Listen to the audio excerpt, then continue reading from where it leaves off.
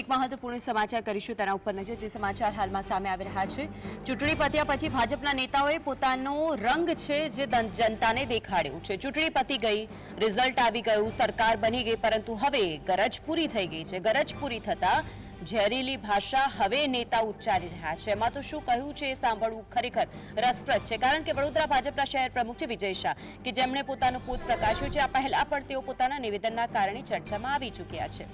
વિજય શાહે કહ્યું છે કે જે વિસ્તારોમાંથી ભાજપને વોટ નહીં મળે ત્યાં પછી વિકાસના કામો માટે ગ્રાન્ટ ન વાપરવા માટે વિચારવું જોઈએ, એટલે કે જો તમે મત આપો છો તો પછી વિકાસ થશે। 700 લોકોનું વોટિંગ હોય, 800 લોકોનું વોટિંગ હોય, 1000 લોકોનું વોટિંગ હોય અને એમાં પણ સિંગલ ડિજિટમાં, ડબલ ડિજિટમાં જ્યારે ભારતીય જનતા પાર્ટીને મત મળે છે ત્યારે પાર્ટીના મુખ્ય આગેવાનો જે મંચ પર બેઠા છે અને સામે બેઠેલા ચૂંટાયેલા પ્રતિનિધિઓ એમણે પણ વિચારવું જોઈએ કે કયા વિસ્તારમાં કામ કરવાની અગ્રિમતા તમે રાખવી જોઈએ। એવા વિસ્તારમાં કામ કરીને આપણા ફોડવારી, આપણા બજેટના પૈસા ન વપરાય કે જે વિસ્તારમાંથી છેલ્લા 5 વર્ષથી, 10 વર્ષથી, 15 વર્ષથી પણ મત મળતા નથી અને જે લોકો ખોબલે ખોબલે મત આપે છે એવા વિસ્તારને આપણે બાજુ પર રાખીએ, એ લોકોને સુવિધા માટેના કામો ન થાય ત્યારે મને લાગે છે કે આપણે પણ હવે વિચાર કરવાનો સમય આવી ગયો છે। તો આજે અંગે વધુ માહિતી માટે સંવાદદાતા રૂપેશ વડોદરાથી જોડાઈ ગયા છે। રૂપેશ, વિજય શાહ મહત્વની વાત છે કે યોગેશ પટેલ વખતે પણ ચર્ચામાં હતા, હવે તો કહી દીધું કે જો મતો આપ્યા છે તો કામ કરીશું, નહીં તો પછી જેણે મત નથી આપ્યા તેમના માટે વિચારવું પડશે કે ત્યાં વિકાસ કરવો કે નહીં। બિલકુલ, આ જે રાજકારણ છે એ નવા જ પ્રકારનું રાજકારણનો અધ્યાય જાણે જોવા મળી રહ્યો છે આ વડોદરાના અધ્યક્ષના જે પ્રકારની સ્થિતિ છે એના પરથી, કારણ કે તેઓ કહી રહ્યા છે કે વોટ જે વિસ્તારોમાંથી મતપેટીઓમાં 1000 મત હોય એમાંથી ડબલ કે સિંગલ ફિગરમાં જ માત્ર મતો મળે છે, તો એવા વિસ્તારમાં એટલે વિકાસના કામો કરવાની જરૂર શું છે, ગ્રાન્ટો ફાળવવાની જરૂર શું છે? જે લોકો સૌથી વધારે મત આપે છે, જે વિસ્તારો વધારે મત આપે છે તેને અગ્રિમતા આપવી જોઈએ। એટલે કોઈ વિસ્તારમાં ઓછા ભાજપના ટેકેદારો હોય ત્યાં આગળ એવા 1, 2, 5, 10 બૂથોમાં કામ ના થાય, આ કેવા પ્રકારનું રાજકારણ? કારણ કે સૌથી વધારે જે છે રાવપુરા વિધાનસભા બેઠક છે કે જે સૌથી વધારે ભાજપનો ગઢ છે, સૌથી પહેલો ભાજપનો ગઢ છે। કદાચ ભૂલી ગયા લાગે છે કે સૌથી પહેલો ભાજપનો ગઢ જે હતો એ સિટી વિસ્તાર હતો અને સિટી વિસ્તાર જ ભાજપનો ગઢ હતો, પરંતુ ક્યાંક અન્ય વિસ્તારો વિધાનસભાની અંદર જોડાતા કદાચ મતમાં ફેરફાર થયો, ઉથલપાથલ થઈ હોય, પરંતુ વિકાસ જ નહીં કરવાનો કે એના માટે વિચારવું જોઈએ। આ કેવા પ્રકારનું રાજકારણ? જે લોકોએ મત આપ્યા છે એ લોકોએ ભૂલ કરી છે? આ એક સૌથી મહત્વની વાત છે। કયા વિસ્તારોના નામ દીધા છે, ક્યાંથી તેમને મતો નથી મળ્યા, એટલે તો એવું થયું કે જે મત આપશે તેમના કામો થશે। બિલકુલ બિલકુલ, મત આપો અને મત આપો તો કામ થશે। એટલે જે લોકો મત નથી આપતા અથવા મત નથી આપવાના કે આપવાની વાત નથી, જે બૂથમાંથી ઓછા મત મળે છે તેની સામે નારાજગી છે। એ વિસ્તારમાંથી મત તો મળે છે પણ ઓછા મત મળે છે એને લીધે નારાજગી છે। અને જ્યાં ઓછા મત મળતા હોય અથવા એવા મત હોય કે જ્યાં આગળ અમુક પોકેટ એવા હોય કે જ્યાં આગળ બધા મિક્સ પક્ષી રહેતી હોય, જે ભાજપ તરફી ના પણ હોઈ શકે, તો એ લોકો ભાજપ તરફી નથી, એ કોનો પ્રોબ્લેમ છે? સિસ્ટમનો પ્રોબ્લેમ હોઈ શકે, પણ એને લીધે અન્ય લોકોને ડામ દેવાનો એ કેટલા અંશે વ્યાજબી છે?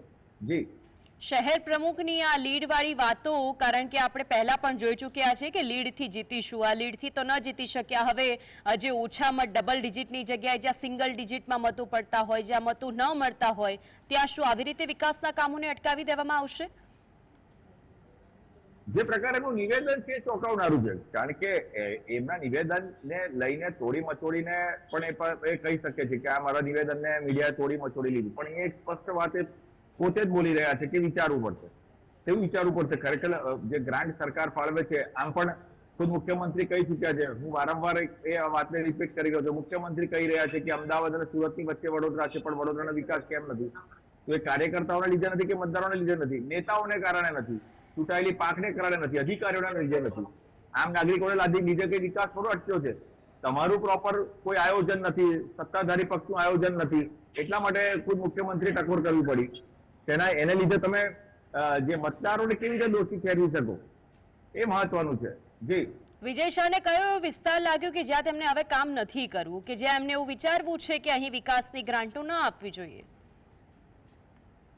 આડકતરો તમને વિચારો રાવપુરા વિધાનસભા પર હતો કે એમ કહેવાય છે કે જે 1000 લોકોનું એક બૂથ હોય ત્યાં બૂથમાં સિંગલ અથવા ડબલ ડિજિટના માંડ વોટ મળે છે. એટલે આવા વિસ્તારોમાં કામ કરવા પછી શું છે, 15 વર્ષથી આવા વિસ્તારોની અંદર ગમે તેટલા પ્રયાસોથી પણ વોટ નથી મળતા. એટલે એ વિસ્તારમાં વિકાસનું ફાળો આપવો જોઈએ કે કેમ, એટલે વહાલા દવલાની નીતિ હવે ભાજપમાં શરૂ થઈ ગયો તો સ્પષ્ટ નજરે પડી રહ્યું છે. જી, શહેર ભાજપ પ્રમુખની આ વાતોની વચ્ચે તેમના જ નેતાઓમાંથી કોઈનું નિવેદન સામે આવ્યું છે ખરું? જી, હાલ તો કોઈ નિવેદન સામે નથી આવ્યું, કારણ કે હાલ પ્રમુખ સામે કોઈ પડી ના શકે, કારણ કે પડે તો કદાચ એમના પર એક્શન લેવાય, પ્રોટોકોલ મુજબ શિસ્તભંગના પગલા લેવાય, એવી દરેક વાતો આવતી હોય છે. કદાચ હાલ તો કોઈ બોલે નહીં, પરંતુ આવનાર સમયમાં કોઈ બહાર જરૂર આવી શકે છે. જી, પ્રમુખ સામે કોઈ ન પડી શકે તો પછી યોગેશ પટેલ વાળી વાત પણ આપને યાદ જ હશે રૂપેશ. બિલકુલ. યોગેશ પટેલે જ્યારે જે રીતે વાત આખી શરૂ કરી કે યોગેશ પટેલ પણ હવે આ ઘટના લઈને હવે ફરી મેદાનમાં આવે છે કેમ, એ સૌથી મોટો પ્રશ્ન છે. કે ખરેખર આ વિકાસના વાતને લઈને એ કદાચ એવું વિચાર છે કે ભાઈ મારો માંજલપુર મત વિસ્તાર છે, હું સયાજીગંજ કે પછી હું રાવપુરા કે પછી અન્ય વિસ્તારમાં કેમ બોલું, એવી પણ વાત અહીં ઊભી થઈ જાય શકે છે. બિલકુલ. રૂપેશ, આપ જોડાયા અને વિગતો જણાવી તે બદલ આપનો આભાર. આપણી સાથે જોડાઈ ગયા છે કોંગ્રેસના નેતા હેમાંગ રાવલ. હેમાંગભાઈ, સ્વાગત છે આપનું GSTVમાં. હવે તો એવું છે કે ચૂંટણી પતી ગઈ, મતો મળી ગયા, જીતી પણ ગયા. હવે જ્યાં ઓછા મતો મળ્યા ત્યાં વિકાસના કામો નહીં થાય, એવું વડોદરાના શહેર ભાજપ પ્રમુખનું નિવેદન છે. આપની શું પ્રતિક્રિયા? બિલકુલ, આ વડોદરા શહેર ભાજપ પ્રમુખનું જે નિવેદન છે એ નિવેદન ઘોર રીતે વખોડવા લાયક તો છે જ, પરંતુ આની સાથે ભારતીય જનતા પાર્ટીના ચલ ચરિત્ર અને સંસ્કાર પણ ઉજાગર થાય છે. લોકશાહી બચાવવાની વાત હતી અને કોંગ્રેસ જ્યારે પણ સંવિધાન માટે ભારતીય જનતા પાર્ટી ખતરા રૂપ છે એવી વાત કરતું હતું, ત્યારે ભારતીય જનતા પાર્ટીના નેતાઓ આ જ રીતે કંઈક ને કંઈક બોલીને સાબિત કરી રહ્યા છે. આજે પણ આ એક વખત ફરીથી ભારતીય જનતા પાર્ટીની જે આંતરિક ઈચ્છાઓ છે સંવિધાનને બદલવાની અથવા તો સંવિધાનના વિરુદ્ધ કાર્ય કરવાની, આ એમાંનું જ એક કાર્ય છે. આ બોલે છે વિજયભાઈ શાહ, વડોદરા શહેરના પ્રમુખ, પરંતુ આનું અંતરનો જે આત્મા છે એ સમગ્ર ભારતીય જનતા પાર્ટીના વિચારો છે. ભૂતકાળમાં ભારતીય જનતા પાર્ટીના ઘણા નેતાઓ અને ઘણા ધારાસભ્યો આ રીતે જાહેરમાં પણ બોલી દીધા છે એમણે, કે આ પ્રકારની વાતો પણ આપણે પહેલા થયેલી છે. તમે વિચાર કરો કે 32% માત્ર વોટ મળેલા છે ભારતીય જનતા પાર્ટીને, 38% વોટ મળેલા છે. 68% વોટ ભારતીય જનતા પાર્ટીને જયારે ના મળ્યા હોય ત્યારે એ 68% લોકોને જે ભારતીય જનતા પાર્ટી જે હારી ગઈ છે એનો બદલો લેવા માટે આ પ્રકારના કાળા કૃત્યો કરે તો મને લાગે છે કે લોકશાહી માટે વાંધાજનક છે, લોકશાહી માટે ખતરાજનક છે. અને આવનારા દિવસોની અંદર કોંગ્રેસ આવા પ્રકારની કોઈ પણ વાતો હશે એ વાતોનો વિરોધ તો કરશે, પરંતુ જનતાને ખાતરી આપે છે કે તમારી સાથે આવા પ્રકારના કોઈ પણ પ્રકારના આવા કારસ્તાનો થતા હોય તો અમને જણાવો. એક ખબર વિરોધ પક્ષ તરીકે અમે એને વાચા આપીશું. ભારતીય જનતા પાર્ટીના નેતાઓ 5-5 લાખની લીડથી જીતવાની ડીંગો મારતા હતા, એ ડીંગોનું કાંઈ ઠીક થઈ ગયું છે. બનાસકાંઠાની અંદર ગેનીબેને એમનો આખો જે ઉત્સાહ હતો અથવા તો જે એમનો મત હતો એ ઉતારી દીધો છે. અને હવે હેમાંગભાઈ, જોવાનું રહેશે કે આ જે નેતાઓના બોલ છે તેને જનતા કઈ રીતે જવાબ આપે છે. આભાર આપ જોડાયાને માહિતી આપી તે બદલ. ગુજરાત પ્રદેશ પ્રમુખ ઈસુદાન ગઢવી, આમ આદમી પાર્ટીના નેતા આપણી સાથે જોડાઈ ગયા છે. ઈસુદાનભાઈ, સૌથી મોટો મુદ્દો કે ચૂંટણી પછી અત્યારના જે નેતાઓના બફાટ સામે આવી રહ્યા છે, કહી દીધું કે હવે તો ગ્રાન્ટમાંથી વિકાસ જ્યાં ઓછા મતો મળ્યા છે ત્યાં નહીં કરીએ, વિચારવું પડશે એમને વિકાસ કરવા માટે. હું એ જ કહું છું ને, ભાજપની ફિતરત છે બાનું એવું આપે કે સૌનો સાથ સૌનો વિકાસ, પછી પોતાના વર્ગનો એટલે કે પોતાના મળતિયાઓનો જ વિકાસ કરે, બાકી ભાજપને વિકાસમાં રસ જ નથી. તમે જુઓ, ભગવાન રામની અયોધ્યામાં ઈશ્વરે જયારે પરચો બતાવ્યો, ભગવાન રામ અને અયોધ્યાવાસીઓએ જયારે ભાજપને ત્યાંથી ભગાડી મૂકી, એટલે અયોધ્યાવાસીઓ ઉપર ગાળો દેવા માંડ્યા, ગાળો બાંધવા માંડ્યા. આ ભાજપના નેતાઓ એટલા સ્વાર્થી લોકો છે, પોતાના ઘર ભરો ત્યાં સુધી રૂપાળા લાગો, જ્યાં સુધી ઘર નહીં ભરો એટલે તમે ખારા લાગી જશો. ઘણી જગ્યાએ હવે મત આપવો ન આપવો, કોને આપવો, અને આ તો હું એમ કહું છું કે આની વિરુદ્ધ FIR થઈ શકે કે આ રીતે કઈ રીતે કહી શકે કે ભાઈ આનો વિકાસ કરો આનો ન કરો.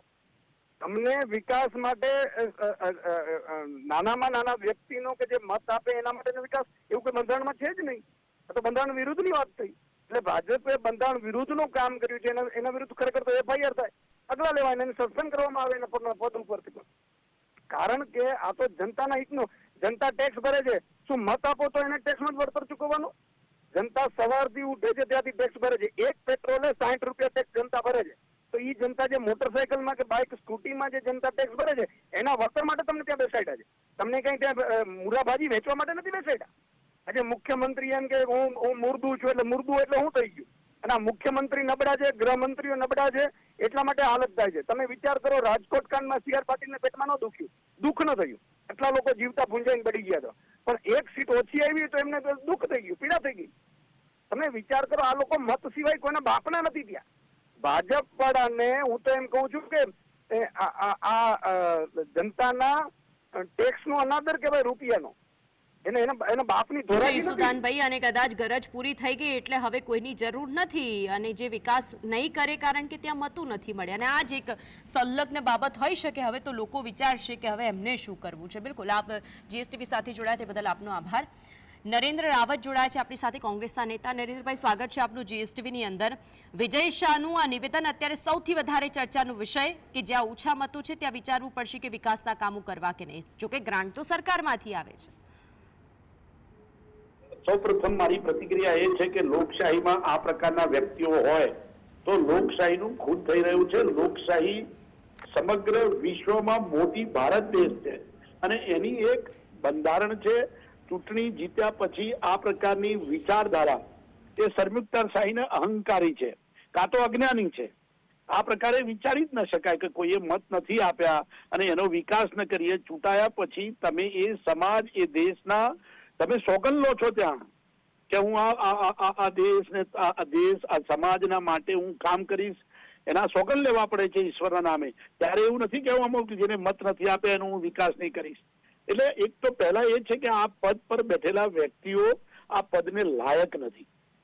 લોકશાહીમાં આ પ્રકારની વિચારધારા વાળા વ્યક્તિઓ ચૂંટાય તો 100% લોકશાહીની જે આપણી વર્ષોથી ચાલતી આવી પ્રણાલિકાઓ હોય, કાયદો હોય, એનું તમામનું આ ભંગ કરે છે.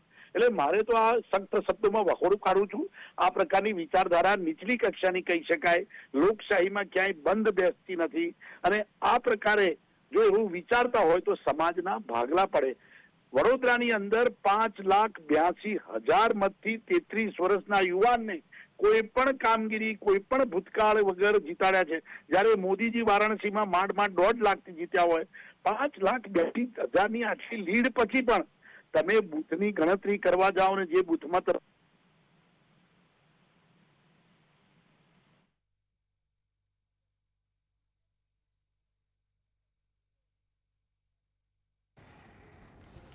નરેન્દ્રભાઈ એ વાતનો ઉલ્લેખ કર્યો કોંગ્રેસના નેતા કે એમણે કહ્યું છે કે જે મતોથી આપને જીતાડવામાં આવ્યા છે, જે લીડ તમને આપવામાં આવી છે, જો તમને તેનાથી પણ સંતોષ નથી તો પછી ત્યાં તો વડોદરાની જનતાને વિચારવાનું છે કે હવે તેમને શું કરવું જોઈએ. કારણ કે આ તો તેમણે કહી દીધું કે તમે મતો નથી આપ્યા તો અમે વિકાસ નહીં કરીએ. જોકે બંધારણ અનુસાર જેટલા પણ લોકો જીતે છે, મતો જેમણે આપ્યા છે, નથી આપ્યા, પરંતુ એ તો એક સમાન તે લોકોને જોવાના હોય છે, વિકાસ એક સમાન કરવાનો હોય છે. પરંતુ હવે ભાજપના નિવેદનને, ભાજપના નેતાના નિવેદને ખરેખર ઘણી બધી ચર્ચાઓ જગાવી છે અને જે પોત પ્રકાશ્યું છે. હવે તો વિજય શાહ સામે આવે અને પછી જણાવે કે એવું તો એમને અંતરાત્મામાં શું થઈ ગયું, કેવા વિસ્તારો, ખાસ કરીને અમારા સંવાદદાતાએ વિગતો જણાવી તે પ્રમાણે રાવપુરા બેઠકથી તેઓ કદાચ નારાજ છે કારણ કે રાવપુરામાંથી તેમને મતો નથી મળ્યા.